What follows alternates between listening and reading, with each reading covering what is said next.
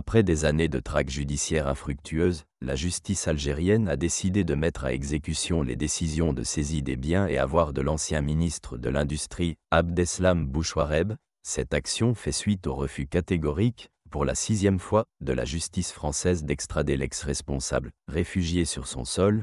Devant cette impasse, Alger a choisi une voie plus directe, la récupération de toutes les possessions de Bouchouareb acquises illicitement pendant son mandat, un refus d'extradition qui pousse Alger à agir.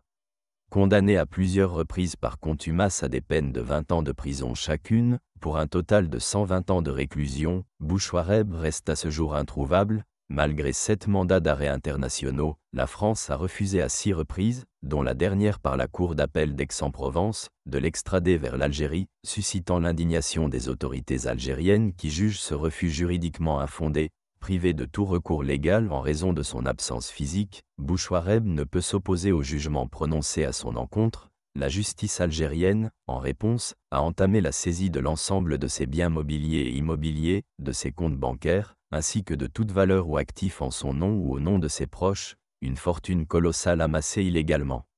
L'enquête judiciaire a mis au jour un véritable empire bâti sur la corruption, les pots de vin et les détournements de fonds publics. À la tête de ce réseau Bouchouareb, présenté comme l'ingénieur du naufrage économique algérien par certains magistrats, parmi les biens les plus notables identifiés.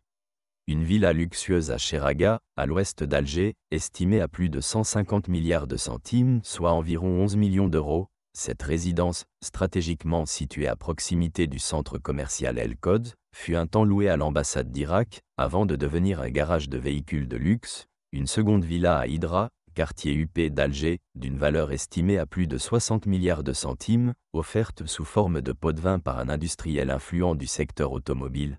3 appartements, situés à Alger, Annaba et Boumerdès, dont la possession a été révélée lors des procès sur les affaires de montage automobile. 2 voitures de luxe, appartenant à la flotte personnelle de l'ex-ministre. Un terrain constructible, reçu en don acte de IBA, dont l'évaluation exacte reste en cours. Entreprises et montages financiers familiaux.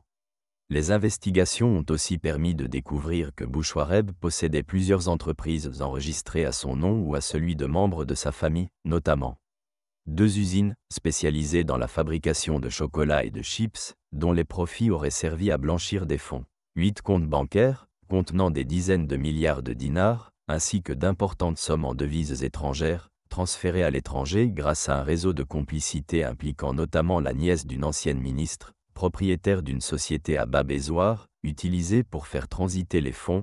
Par ailleurs, entre 2016 et 2017, 2 importants transferts bancaires, d'une valeur respective de 13 et 10 milliards de centimes, ont été identifiés. Ces versements provenaient de chefs d'entreprise liés au secteur automobile, en échange de faveurs ou d'autorisations de projets, une opération de récupération structurée.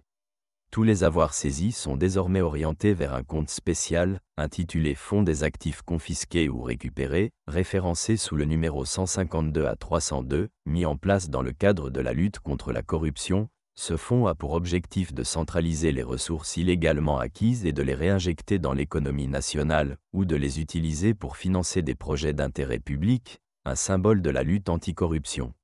L'affaire Bouchouareb est emblématique des dérives de l'ère Bouteflika. Ministre de l'Industrie de 2014 à 2017, il était considéré comme l'un des piliers du régime et a largement profité de son influence pour bâtir une fortune personnelle en exploitant les failles du système économique algérien. Sa fuite à l'étranger, malgré les nombreuses condamnations, a contribué à alimenter un sentiment d'impunité au sein de l'opinion publique. Cependant, les mesures de saisie récemment engagées montrent une volonté claire des autorités algériennes de ne plus laisser passer les crimes économiques impunis, même lorsque les coupables sont hors de portée judiciaire immédiate, vers une coopération internationale renforcée. Si la France continue de refuser l'extradition de Bouchouareb, d'autres pays pourraient être sollicités dans les prochaines étapes, notamment pour geler d'éventuels biens situés à l'étranger.